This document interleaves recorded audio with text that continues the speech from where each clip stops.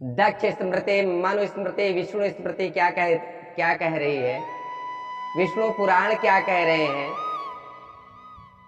आइए उनके विषय में पढ़ते हैं, सोचते हैं, सुनते हैं। एकालिंगे गुदे तिस्र तथैकत्र करे 10 उभयो सप्त दातव्या मृदः सोधे मभीप्सता। मनुस्मृति 5:1-36। और दक्ष स्मृति क्या कहती है, एकालिंगे गुदे त्रिस्तो 10 वाम करे तथा उभयो सप्त दातव्या मृदस्तिस्रस्तु पादयोः। विष्णु स्मृति 60 क्या कह रही है, एकालिंगे गुदे तिस्रो 10 कत्र करे 10। एकालिंगे गुदे तिस्र तथैकत्र करे 10 उभयो सप्तदातव्या मृदस्तिस्तत् पादयोः। अर्थात नारद पुराण हमारा क्या कह रहा, पौरखंड 66। एकालिंगे गुदे तिस्रो 10 वाम करे मृदः करयो सप्त वैदद्या त्रिवारं च पादयोः। अर्थात शौच के बाद, मल त्याग करने के बाद मृदा लिंग में 1 बार, गुदा में 3 बार, बाएं हाथ में 10 बार, फिर दोनों हाथों में 7 बार तथा दोनों पैरों में 3 बार पृथक मिट्टी लगानी और धोनी चाहिए। सनातन हमारा धर्म बताता है हिंदू भाइयों। शौच का यह विधान गृहस्थियों के लिए है। दक्ष स्मृति, वाधूल स्मृति, विष्णु स्मृति ये बताती है, नारद पुराण ये बताता है कि ये जो विधान है, एतच्छौत्रं गृहस्थानां द्विगुणं ब्रह्मचारिणां त्रिगुणं स्यात् वनस्थानां यतीनां तो चतुर्गुणम्। एतच्छौचं गृहस्थानां द्विगुणं ब्रह्मचारिणां त्रिगुणं स्यात् वनस्थानां यतीनां तो चतुर्गुणम्। एतच्छौचं गृहस्थानां द्विगुणं ब्रह्मचारिणां त्रिगुणं तो वनस्थानां यतीनाश्च चतुर्गुणम्।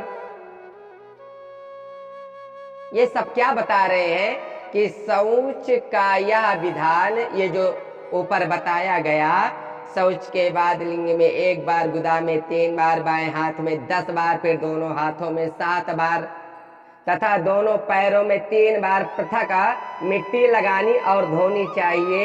ये शौच का विधान गृहस्थों के लिए है, गृहस्थियों के लिए।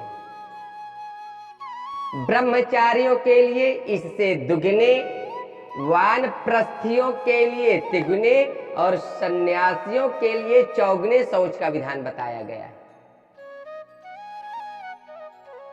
दक्ष स्मृति क्या बताती है, दिवोदे तस्य शौचस्य रात्रा वर्धम विधीयते तद्धर्मं मातुरस्याहो त्वराया मद्धर्म मध्वने।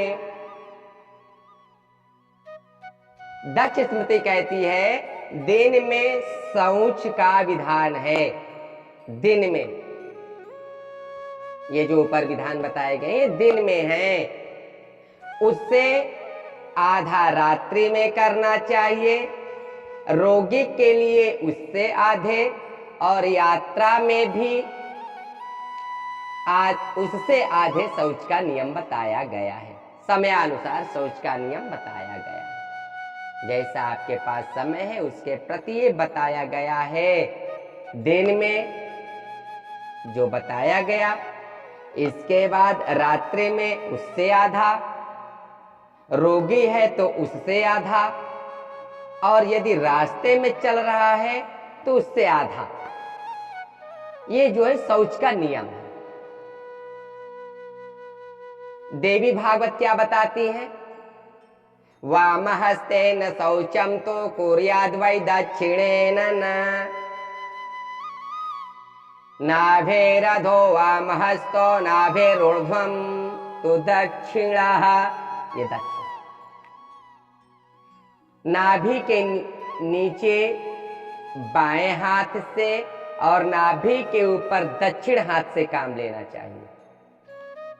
ध्यान से सुनना हिंदू भाइयों, नाभि के नीचे बाएं हाथ से और नाभि के ऊपर दक्षिण हाथ से काम लेना चाहिए। अतः शौच के बाद बाएं हाथ से शुद्धि नहीं करनी चाहिए, दाहिने हाथ से शुद्धि करनी चाहिए। वशिष्ठ स्मृति क्या कहती है 6:15 में कि आहेरनृतिकाम विप्रह कुलात् सिकताम तथा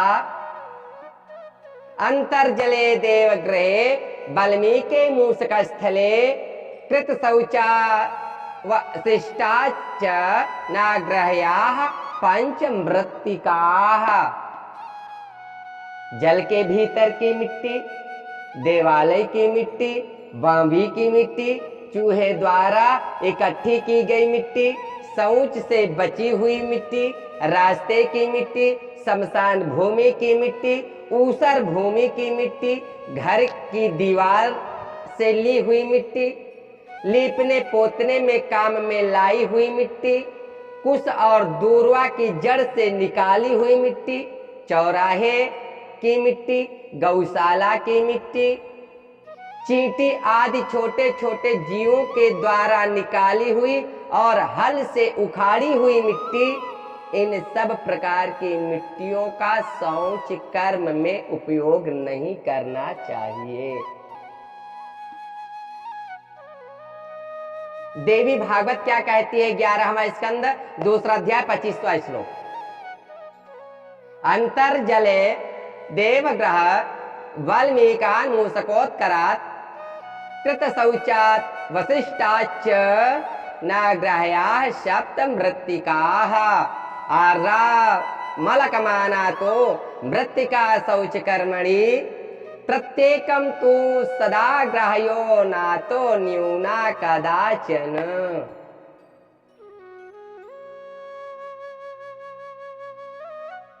शौच कर्म में प्रत्येक बार ताजे आंवले के बराबर मिट्टी लेनी चाहिए, इससे कम कभी नहीं लेनी चाहिए।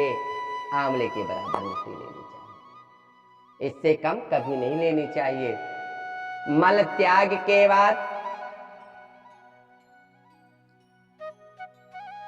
धर्म सिंधु कह रहा है, धर्म सिंधु तेन पुराहने का क्या कहते हैं, आथ मूत्रे चत्वारो गंडूषा पुरुखे द्वादशाष्टवा भोजनान्ते षोडश कार्याः। मल त्याग के बाद 12 बार और मूत्र त्याग के बाद 4 बार और भोजन के बाद 16 बार हमें कुल्ला करनी चाहिए। मतलब मल त्याग के बाद 12 बार हम कुल्ला करें, मूत्र त्याग के बाद 4 बार हमें कुल्ला करना चाहिए, भोजन के बाद 16 बार कुल्ला हमें करनी चाहिए।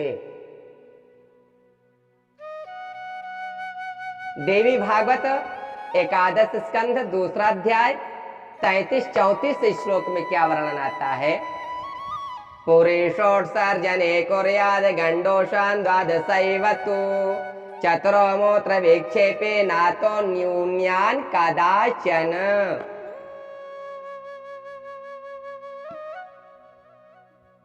पूर्वतो सर्वदेवाश्च दक्षिणे पितरस्तथा तस्माद सर्व प्रयत्नेन वामे गंडूष मुत्सृजेत। व्याघ्रपाद स्मृति 200।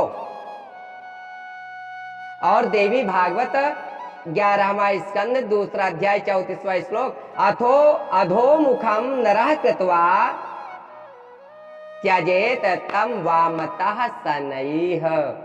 मतलब सामने, हमारे सामने देवताओं का वास होता है। मनुष्य यानी हमारे सामने देवताओं का वास होता है, हमारे दक्षिण पितरों का वास होता है। सामने देवताओं का और दाहिने पितरों का निवास रहता है। अतः मुख नीचे करके कुल्ला को अपनी बाईं ओर ही फेंकना चाहिए।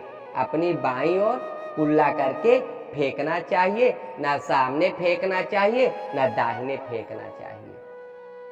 क्योंकि सामने देवताओं का वास रहता है और दाहिने पितरों का वास रहता है।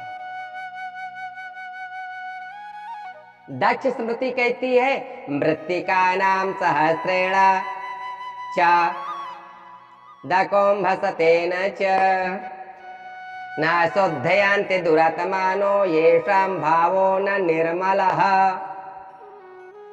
जिसका दक्ष स्मृति कहती है, ध्यान से सुनना हिंदू भाइयों, जिसका अंतःकरण शुद्ध नहीं है,